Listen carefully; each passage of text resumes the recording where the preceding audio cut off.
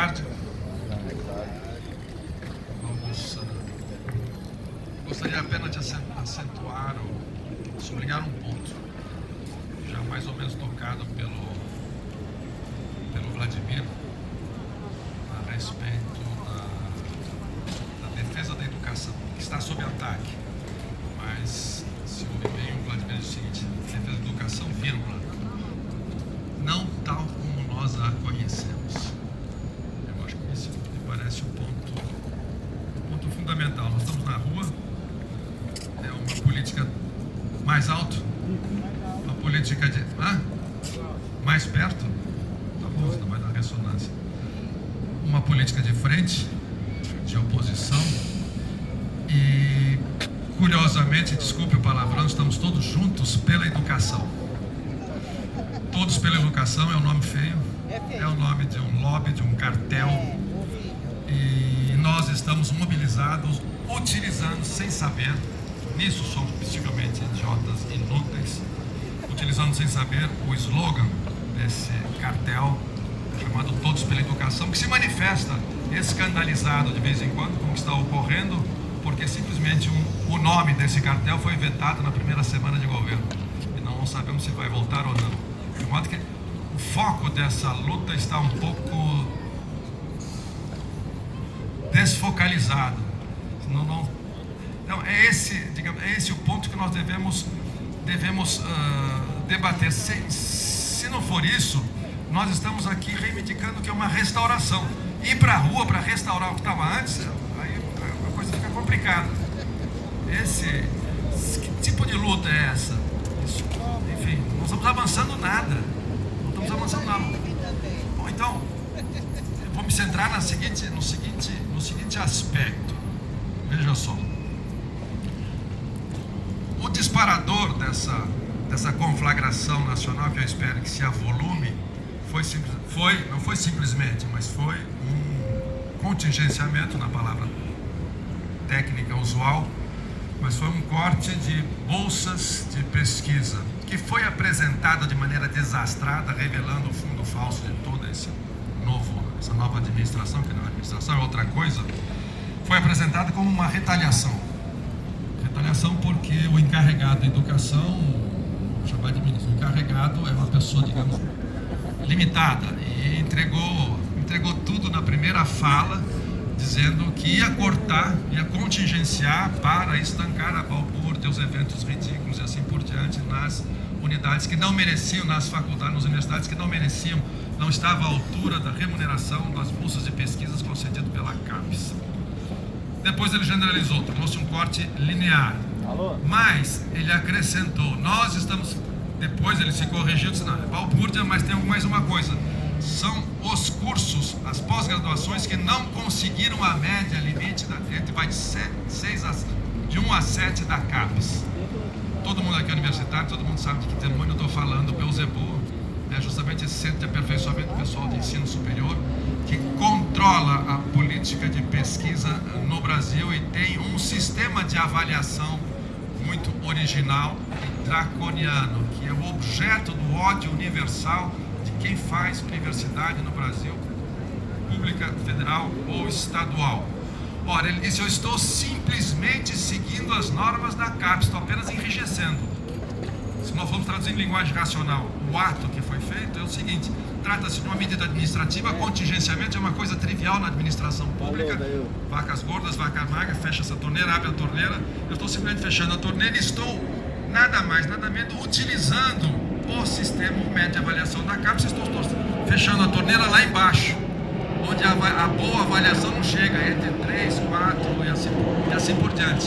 Ora, nós todos fomos para a rua protestando contra esse atentado contra a pesquisa, a livre pesquisa, que foi decapitada sumariamente, mas não contestamos a alegação de que estava seguindo o método da CAPES, o sistema de avaliação da CAPES, que é de 1 a 7.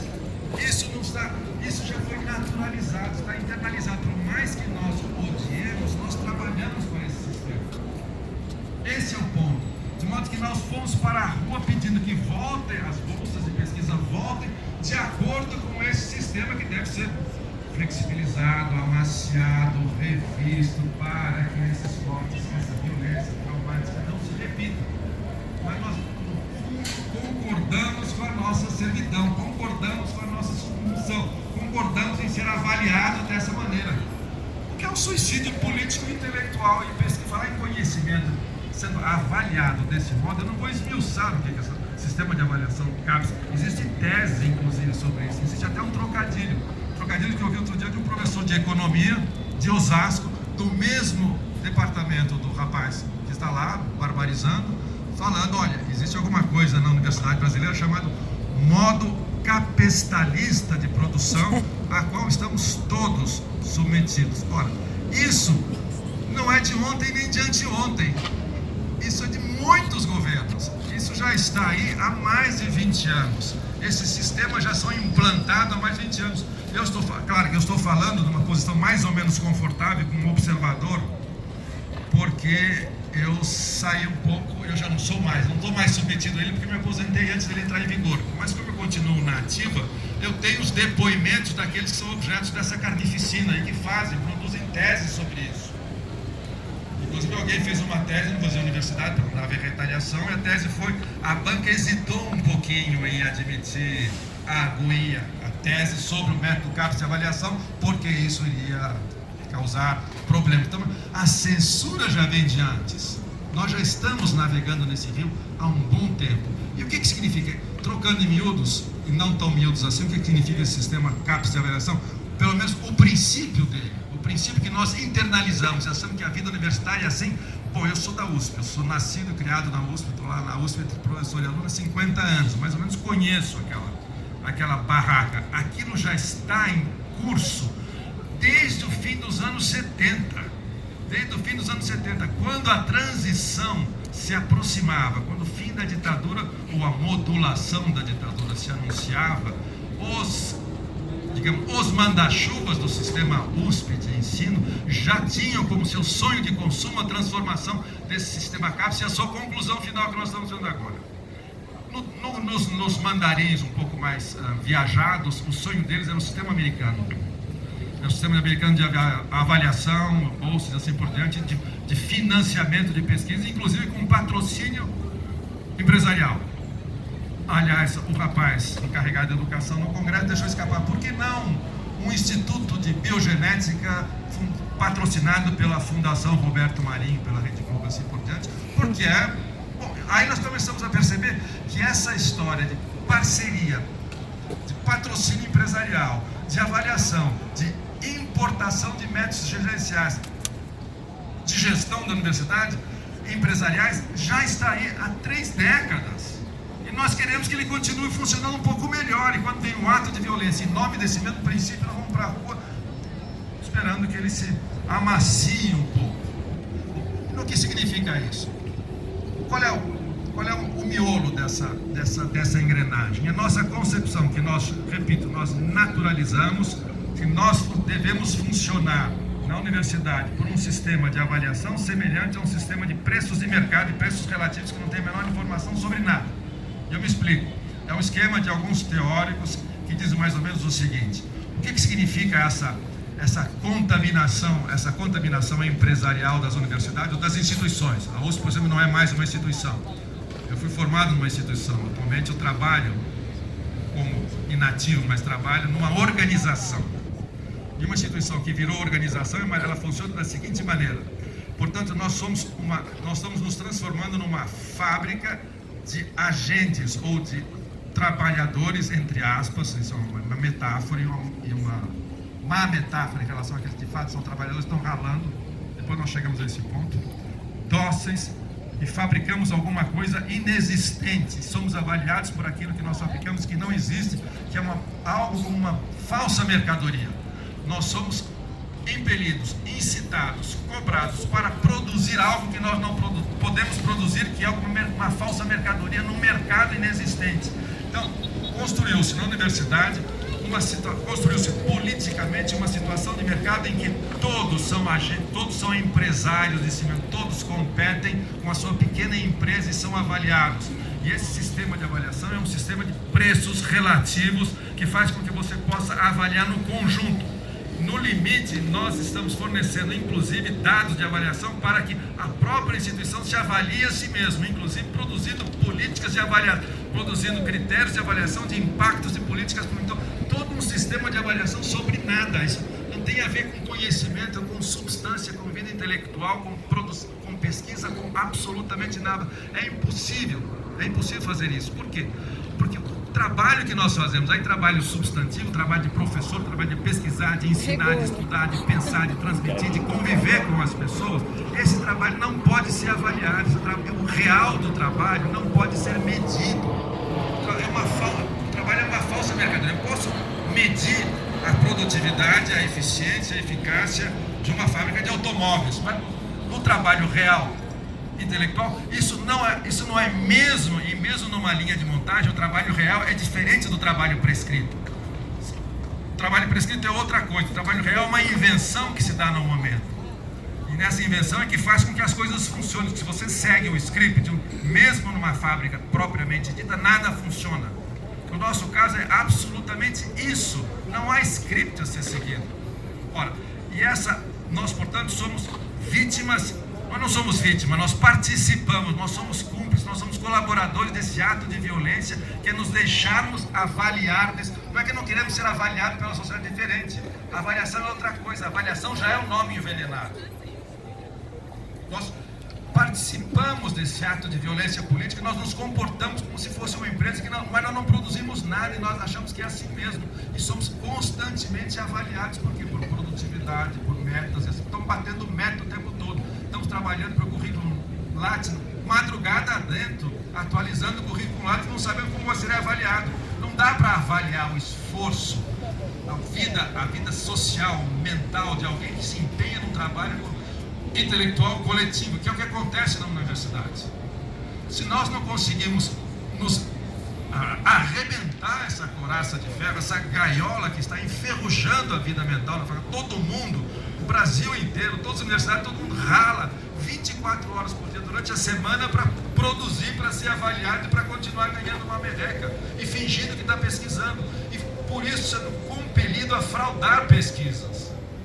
Então nós, quando reagimos a um ato de violência do governo como esse, que é inqualificável, nós reagimos como se nós estivéssemos reagindo em nome da normalidade, que foi perturbada por essa intromissão indevida. Então, a primeira coisa que nós temos que fazer é começar a examinar que tipo de trabalho nós fazemos, como é que ele é avaliado, com aspas e sem aspas, e começar a mostrar que tipo de sofrimento que isso existe e por que não se produz nada. E caracterizar esse mundo do trabalho universitário, ou do ensino, ou da escola, rede pública, outra coisa, é um inferno diferente, é mais embaixo aí. Acho que a Helena vai falar. Para poder fazer o seguinte, em manifestações como essa, claro que nós estamos nós com nós, não tem nada, a única coisa fora de nós com nós são os companheiros ali da segurança, que evidentemente ouvem isso aqui todo santo dia do Largo da Batata e não conseguem entender, sabem, isso aqui parece português, mas não sabem do que se trata, sabe apenas um monte de comunas aqui, mas enfim, um dia talvez caia a ficha e aí dá umas florezinhas como em abril de 75 em Portugal. Bom, voltando, se nós passarmos a limpo esse tipo de trabalho que nós fazemos aqui, nós podemos começar a conversar com quem está lá fora, que quem está lá fora está pensando o seguinte: esses caras que tem bolsa, foi cortado, esse da vida, que tem emprego, estão numa universidade, manifestam na rua, o que eles são? Vagabundos. Vão trabalhar, eles têm que trabalhar, achando, porque é essa a realidade, achando que nós somos um bando de privilegiados, não porque ganhamos uma merreca a mais ou a menos, somos um bando de privilegiados porque nós estamos, e isso é verdade, nós estamos fora do sufoco e do inferno que eles estão vivendo nesse mundo do trabalho uberizado, que é o que resta. Uma sociedade completamente estagnada, uma economia estagnada como no Brasil, não só no Brasil, no mundo inteiro. Essa é a realidade. Eles acham que nós temos que começar para conversar com eles e não ficar nós com nós, um bando de privilegiados que ainda tem a chance, apesar de tudo, nós ainda respiramos. Alguém que sai do sufoco de uma quebrada qualquer, tem uma hora de tranquilidade numa biblioteca para ler um livro, é de fato é um privilegiado. Só que esse privilegiado, que é a liberdade, tem que ser estendida. Para ser estendido, os outros do outro lado têm que entender. Tem que entender que o nosso mundo do trabalho é similar ao deles, embora não seja tão infernal, é similar ao deles, que no fundo nós estamos nos encaminhando para quê? Patrocínio empresarial e, sobretudo, para a uberização do nosso trabalho. Nós vamos começar, professor vai ser professor por aplicativo daqui a menos de uma geração. Vamos todos nos encontrar. E nós temos que fazer com que isso chegue na rua. Senão não vamos ficar falando sozinho, e para restaurar alguma coisa, nós definitivamente não é o que nos interessa. É isso. Obrigado.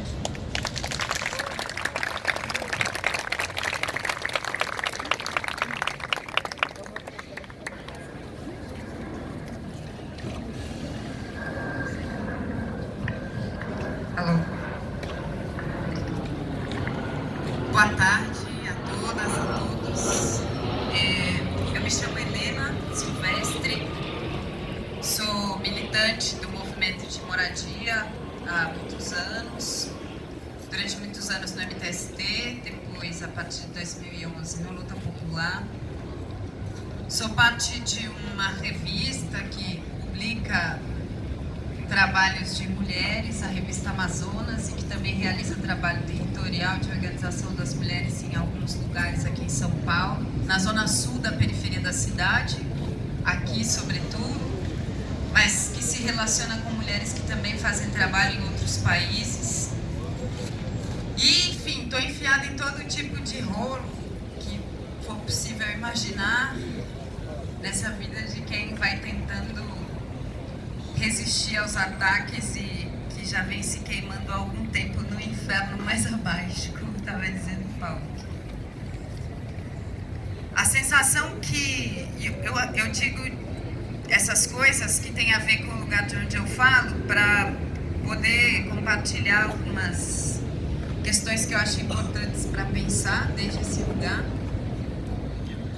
E também porque desde esse lugar eu e várias outras pessoas, companheiros e companheiras, vizinhos, amigos, parceiros, povo da quebrada, a gente sente como se os poderosos tivessem aumentado a velocidade da esteira e a gente tivesse tendo que correr 2 vezes, 3 vezes, 4 vezes mais para ficar parado no mesmo lugar. A gente tem que trabalhar 2 vezes, 3 vezes, 4 vezes mais para pagar as mesmas contas. E há um processo de depredação da vida das pessoas mais pobres que vem se dando ao longo de alguns bons anos e que também ao longo de alguns bons anos explode com revoltas na rua que muitas vezes são enfurecidas contra tudo, porque é a sensação de insuportabilidade da vida que toma conta em vários momentos desses processos de organização, de protesto, de revolta, para em seguida refluir por também não encontrar nas organizações políticas e em vários de nós mesmos, ativistas, um apoio para se sustentar e avançar à frente e um pouco além.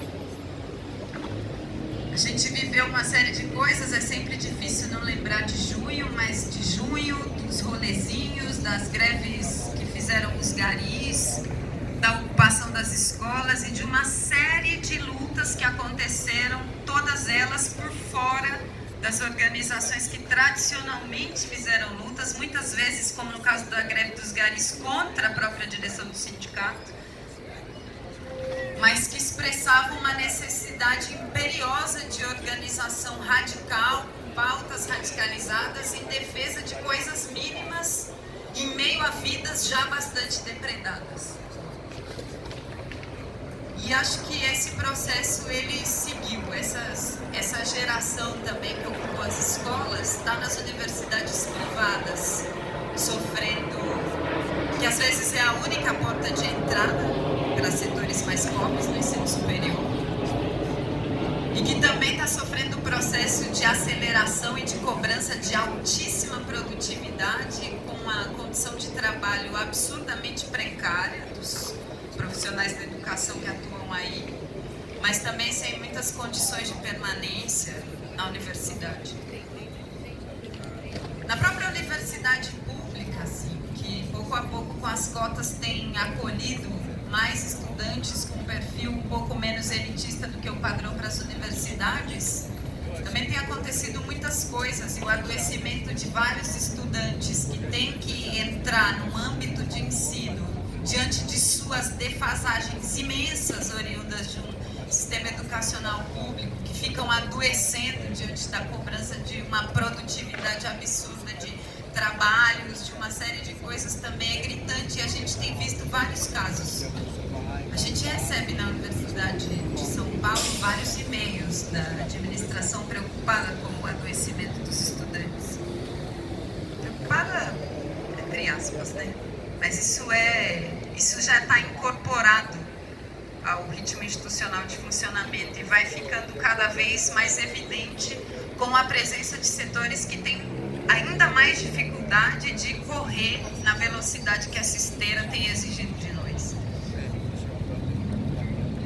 Eu faço parte, como disse, de uma rede de mulheres que faz trabalho no território, sobretudo na região do Capão Redondo, Campo Limpo, Jardim Ângela, e dessa rede fazem parte muitas professoras de escolas municipais e de escolas estaduais. E nas escolas estaduais a quebradeira é muito grande, assim, muito grande. As lutas que aconteceram em 2015 contra a reorganização escolar foram muito importantes, conseguiram algumas vitórias, indicaram caminhos para nós, indicaram caminhos para uma esquerda que parece sempre meio autista e pouco autocrítica para incorporar as lições também que as ruas vêm gritando ao longo de várias ondas de luta diferentes. Mas a reorganização ainda assim foi acontecendo de uma outra forma, com fechamento de turnos, com ampliação da carga horária de professores que dão aula para dezenas de salas de alunos em condições absurdamente precárias, ganhando muito pouco. Existe um desmonte da política do EJA, de educação de jovens e adultos. Quer dizer, os setores mais vulneráveis, que menos têm acesso à educação, com as poucas políticas que existem, estão vendo elas desaparecerem.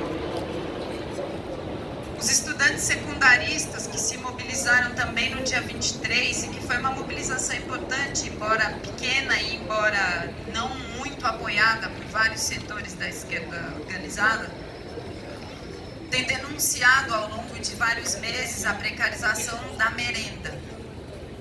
A gente recebe as fotos que os estudantes tiram da merenda que recebem nas escolas, e tem escolas estaduais em São Paulo que estão servindo sucrilhos com feijão para comer. Isso num país em que a gente pode analisar nos últimos anos, e tem alguns estudos sendo feitos a respeito, tem um companheiro chamado José, que é da geografia, que tem feito um estudo sobre a fome tem aumentado. O número de pessoas que cozinham a lenha por falta de dinheiro para comprar gás de cozinha tem aumentado.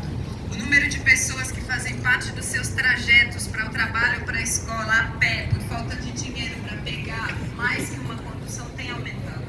A depredação da vida é muito grande mesmo.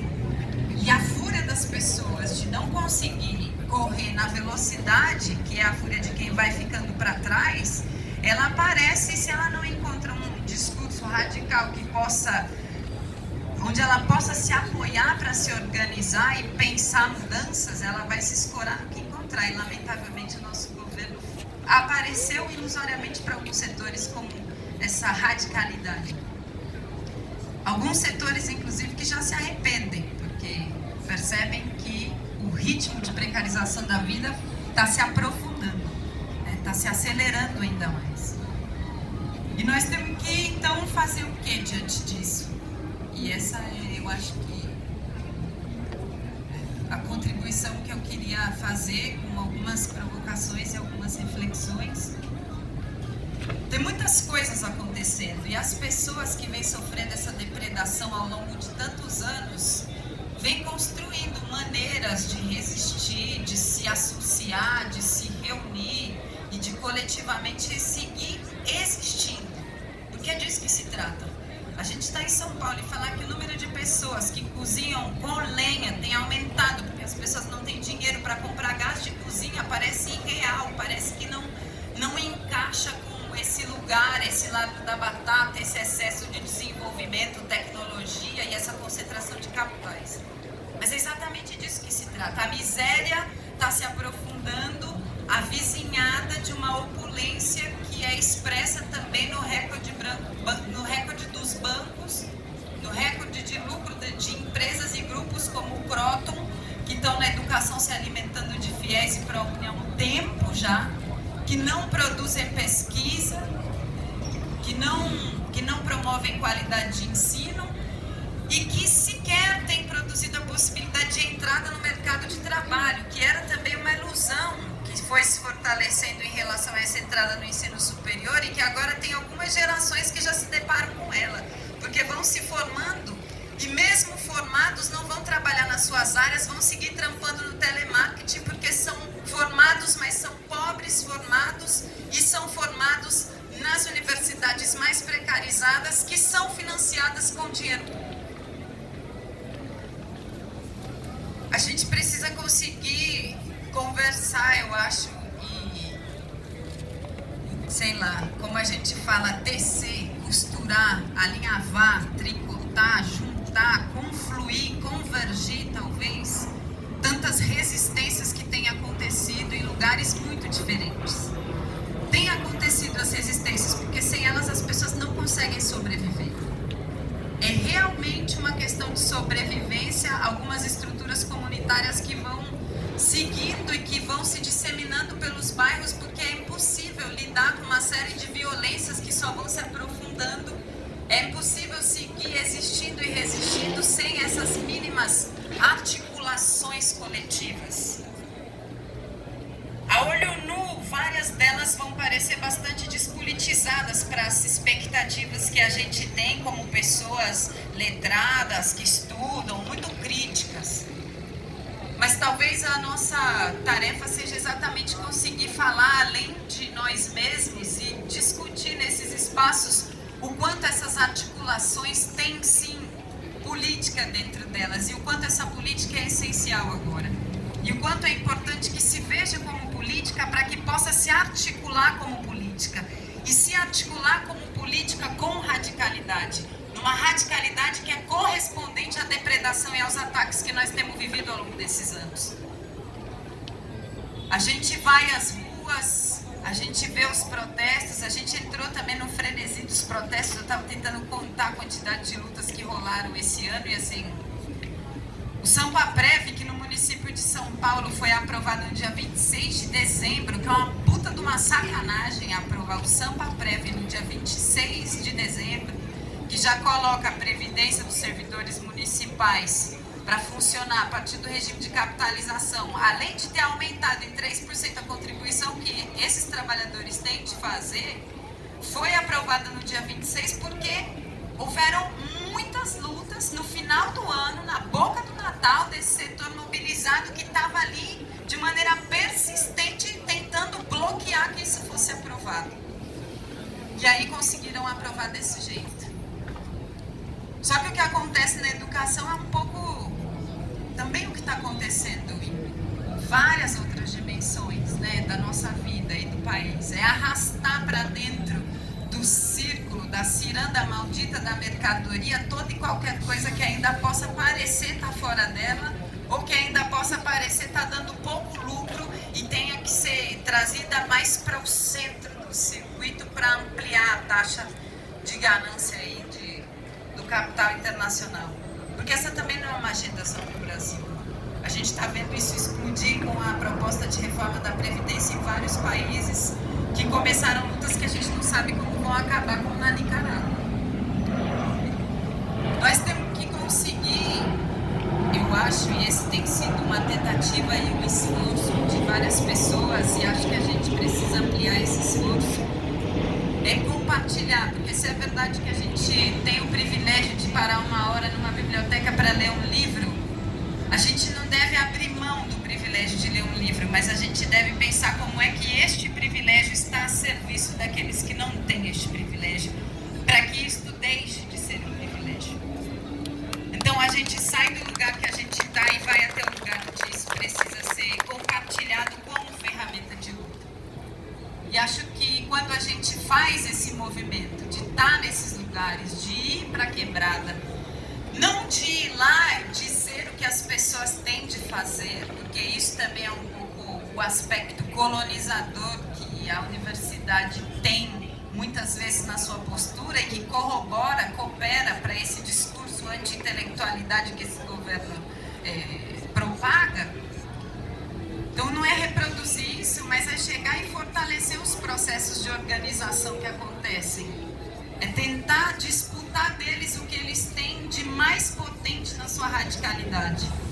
É debater o que neles é regressivo para tentar fazer com que os elementos regressivos se enfraqueçam e os elementos mais radicalizados ganhem força. É preciso que as várias lutas que estão acontecendo esparramadas pelos confins dessa cidade, que as pessoas fazem para sobreviver, é preciso que essa rede de luta se articule como uma rede, como um movimento, que consiga dar um salto para disputar essa revolta latente no nosso povo, que tem a vida depredada, para um projeto que não seja o de voltar ao lugar onde estávamos, seja no âmbito da educação, seja em vários outros âmbitos, mas da possibilidade de reconstruir um lugar, um projeto de para onde a gente quer se projetar, para onde a gente quer avançar, para onde a gente quer ir. E nós, talvez, pelo privilégio que temos de parar uma hora e ler um livro, somos aqueles que têm uma noção do quanto isso é importante. E precisamos estar construindo com as pessoas, a partir de relações de confiança, a partir de uma permanência também no apoio e construção a essas lutas e resistências, a disputa de que todas essas resistências precisam ser articuladas para lutar por um futuro. Um futuro que a gente não tem desenho certo, porque está tudo muito embaçado. Esse é o governo do desgoverno. Ele, na verdade, é o ajuste, é o desgovernante de plantão para um ajuste que só podia acontecer com um desgoverno muito grande, já que implica num ataque brutal a gente já muito pobre, que vai se rebelar. E aí isso está totalmente associado às políticas repressivas, à quantidade de pessoas assassinadas nos últimos 10 anos, que eu peguei os dados do mapa da violência, né, que foi agora de novo revisto aí, 618 mil pessoas vítimas de homicídio entre 2007 e 2017. E dessas, 70% tinha até 7 anos de estudo. Acho que isso também está associado à política da educação. A gente precisa pensar todos esses ataques como eles se apresentam, como um projeto de destruição e genocídio do povo mais pobre, que é também quem mais radicalmente vai resistir e quem mais pode fazer, e quem melhor pode fazer uso do privilégio que nós temos, das ferramentas que nós temos e que precisam estar para além dos pequenos círculos onde a gente habitualmente circula. A gente precisa ampliar os nossos círculos e com isso talvez a gente amplie a nossa força, amplie a troca e talvez a gente possa ampliar também o horizonte de futuro que a gente enxerga no meio dessa névoa desgovernada de ataques do